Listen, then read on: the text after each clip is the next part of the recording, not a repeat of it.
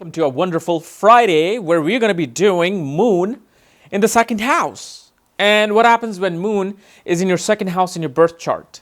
Well, the second house, like I said, it's about family, the people who bring you up, who nurture you, family. It's about your family lineage, family history, okay? It's about your father's legacy. It's about your hoarded wealth, your savings, gems, any kind of assets, diamonds, real estate.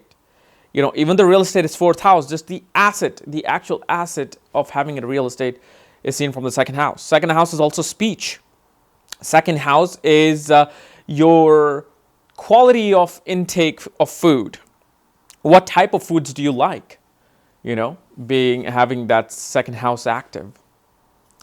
And second house is knowledge. Second house is, just basic understanding of you and your family. So you bring Moon here. Moon is emotions.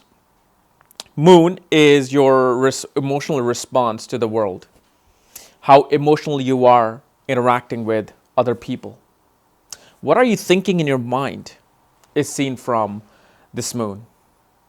Moon also represents your mother. It's a representation, like sun represents the father, moon represents the mother. Okay, moon is also, creativity and artistic talent in a person. So when you have moon in the second house, first of all, people think that, having moon in the second house, meaning that originally it's a house of Venus, Taurus, and moon is excelled in Taurus. But what happens is that moon waxes and wanes. Moon goes through different emotions and moods depending upon where in the sky it is. And for us, our emotions and mood changes. So here what it can do, it can, especially if it's in a very difficult sign or a sign of an enemy, it can bring a lot of fluctuation in your wealth, in your savings. Like one day you have wealth, the next day you don't. Next day you're starting to build wealth, then after 15 days you don't. So it's a constant up and down. But obviously this constant wave of up and down kind of slows down into a longer wavelength as you get older. You are emotionally connected with the family and the way you grew up with the family. Even though, you may not like your family so much, even though you may think, this is not my family, I was adopted or whatever, However, moon here wants to connect with that. Moon here feels like, hey, these are the people that raised me, I want to know. So here moon is kind of connected with the family environment. And depending on what sign moon is placed in, those are the things you will be carrying on. Like as in Cancer ascendant, if moon is in the second house, this is in the sign of Leo. That means it represents your father legacy. So these people usually carry on their father's legacy, like who? George W. Bush Jr., okay? The most famous president, screwed the country up. Yep, he followed in his father's footsteps. Both did the same thing. So you can see how these people fall into their father's family, and their father's lineage becomes an important part, and these people become, they obviously love the creative side of life, because here moon expresses its creativity through what they have learned through family. Whether it's a hardship through family or it's a very good family, they bring it out in a creativity. And what is second house? Vocal. So singing. So if you hear all these singers, bringing out these old sorts of emotions like Adele or, late Whitney Houston, there's so many people. They have the talent of taking their family history and how their life has been and putting it into words or into a pattern of vocal talent. So they make good songwriters, they make good singers with this. Okay, one thing you also have to notice that these people have a very traditional mother. Their mother, since moon represents the mother, their mother follows in the footsteps of the father. She would be very traditional towards the father. She will teach their kids. That means your mom must have taught you about how to follow certain family values, how to follow certain, families, rituals and tradition. So in a way, it becomes a good position, but also, in terms of like wealth and terms of assets, the moon brings this waviness into the life of a native until like 35, 36. When the moon gets more mature, it doesn't have that many of fluctuations of waves. Okay, and also since moon is emotions, you're emotionally also gets some turbulence through marriage as well. Like there's this emotional upheaval in marriage because second house also represents family. Now this can be your own family, or this can be your family after marriage. And if you noticed, moon is 6 places away from the 7th house of marriage. And 6th place is a house of enemies, house of conflicts, house of, diseases, but house of battle. So for your emotional mindset, marriage kind of becomes an emotional battle. Either you are not being nurtured emotionally in the relationship, or you're giving everything you can and you're not receiving much of it back. There's no emotional connection. There may not be emotional connection in a marriage.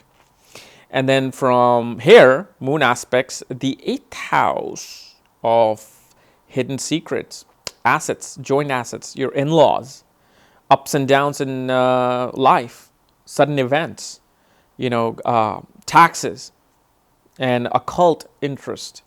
So let's discuss the aspect. So when moon aspects the 7th place from itself, which is its only aspect on the 8th house, it shows that you have some secrets hidden by your spouse. There is the personality of the spouse can be hidden. It can be very secretive. You don't know too much about your spouse. Why? Because moon is a very important planet in Vedic astrology. And usually when you get your horoscope, you see a moon chart along with your divisional chart and your birth chart. And so if you look at the 8th house, it's 7th from the moon. That means if you put moon as the ascendant, that 8th house now becomes the 7th house. And so this is why when moon is in the 2nd house through your ascendant, looking at the 8th house, it not only signifies a married life after marriage, your in-laws, but also your 7th house marriage prospect as well. And so this is why the dynamic of the 8th house also transforms into the 7th house, if you know what I'm saying. So this is why the personality of the spouse is a bit secretive. They might be hiding stuff from you that you may feel like, okay, what are you hiding? You are very secretive. I just never can understand you. I can never just understand this other person. And besides that, obviously, these guys have interest in the occult nature of the world. That means they are inclined towards astrology, they're inclined towards these hidden mystical things because mind, along with the family, aspects the 8th house. So your mind, your moon is now influencing not even by just the 2nd house, but looking at the 8th house, it is curious. See, when a planet looks at a house, when it aspects the house, it's not like the house is giving its energy. No, that planet becomes curious towards that house. He wants to know what is there. So these people have this, interest in the occult. And by that, they also then have the interest in finding more about their spouse.